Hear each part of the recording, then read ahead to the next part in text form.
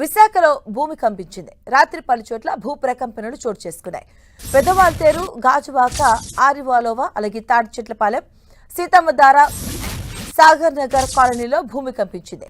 దీంతో జనం తీవ్ర భయాందోళనకు గురయ్యారు. సెకండ్ల పాటు భూమి కంపించడంతో జనం భయంతో బయటకు పరుగులు తీశారు. రిక్టర్ స్కేల్ పై భూకంప తీవ్రత 4.5గా నమోదైంది. విశాఖ తీరానికి కొన్ని నాటికల్ మైళ్ళ దూరంలో బంగాళాఖాతంలో 4.5 మాగ్నిట్యూడ్ తీవ్రతతో భూకంపం నమోదైంది.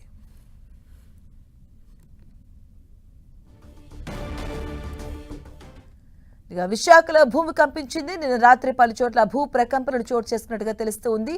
కొన్ని సెకండ్ల పాటు భూమి కంపించింది. రిక్టర్ స్కేల్ పై 4.5గా తీవ్రత గుర్తించారు. దీనికి సంబంధించిన పూర్తి అప్డేట్స్ మా కరెస్పాండెంట్ జార్జ్ అందిస్తారు. జార్జ్, తెల్లవారుజామున 5 నుంచి 5:30 గంటల ప్రాంతంలో విశాఖలోని పలు చోట్ల భూ ప్రకంపనలు సంభవించాయి. ముఖ్యంగా ఎంఈపీ కాలనీ, అప్పుగర్, అంటే సాగర్ నగర్, అంతేకాకుండా తాడిచెట్లపాలెంతో పాటు సీతమ్మధార, హెచ్బి కాలనీ వంటి ప్రాంతాల్లో ఈ భూ కంపనలు అనేవి ఏర్పడడం జరిగింది. అయితే ఆ సమయంలో దాదాపుగా అంతా కూడా భూ కంపించడంతో జనాలంతా కూడా ఉరుకులు పరుగులు పెట్టారు.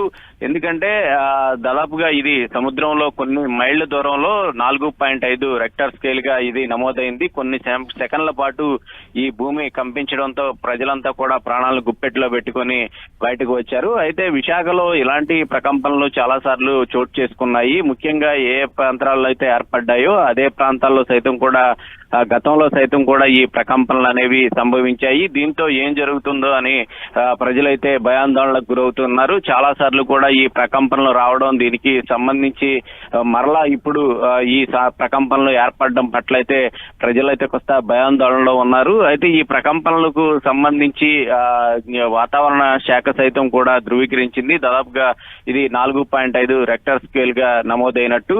ఎందుకంటే విశాఖపట్నానికి కొన్ని నాటికల్ మైలు దూరం దీన్ని భూకంప ప్రాంతం ఏర్పడడంతోనే ఈ ప్రకంపనలు ఏర్పడినట్లు ప్రస్తుతానికైతే సమాచారం అందుతూ ఉంది. ఏదేమైనప్పటికీ ఈ ప్రకంపనలు ఏర్పడిన నేపథ్యంలో దాదాపుగా ఉదయం అంతా కూడా ఈ ఒక్కసారిగా భూమి కంపించడం, అలాగే భూమి ఊగినట్టు ఉండడంతో ప్రజలంతా కూడా భయాందోళనకు గురయ్యారు. ఒక్కసారిగా ప్రాణాలు బయట కొట్టుకుని ఉరుకులు పరుగులు తీశారు. అయితే కొద్దిసేపటికి అంతా ప్రశాంతంగా నెలకొని ఉండడంతో వారంతా కూడా ఊపిరి పీల్చుకున్నారు.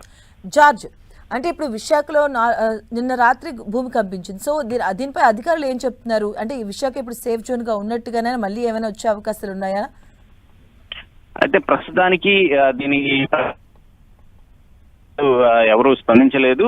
మరికొద్ది సేపట్లో అయితే వారి ఒక వివరణ అయితే ఇచ్చే అవకాశం అయితే కనిపిస్తూ ఉంది. ప్రస్తుతానికి అంటే విశాఖలో చూసుకున్నట్లయితే కనుక చాలా సార్లు ఈ ప్రకంపనలు అనేవి చోటు చేసుకుంటూ ఉన్నాయి. దీనికి సంబంధించి భూమిలో ఏర్పడిన పొరల కారణంగా ఎక్కడైతే మనకి భూకంప ప్రాంతం ఏర్పడుతుందో ఆ భూకంప ప్రాంతం ఏర్పడినప్పుడు ఈ లోపల ఏర్పడినటువంటి పొరల ద్వారా ఈ ప్రకంపనలు చోటు చేసుకున్నట్లు గతంలో అయితే గుర్తించడం జరిగింది. ప్రస్తుతానికి ఈ ప్రకంపనలు ఏర్పడిన నేపథ్యంలో ప్రజలు మాత్రం అయితే భయాందోళనకు గురవుతూ ఉన్నారు. అధికారులు దీని మీద అయితే వివరణ ఇచ్చే అవకాశం కనిపిస్తూ ఉంది. Right, thank you George.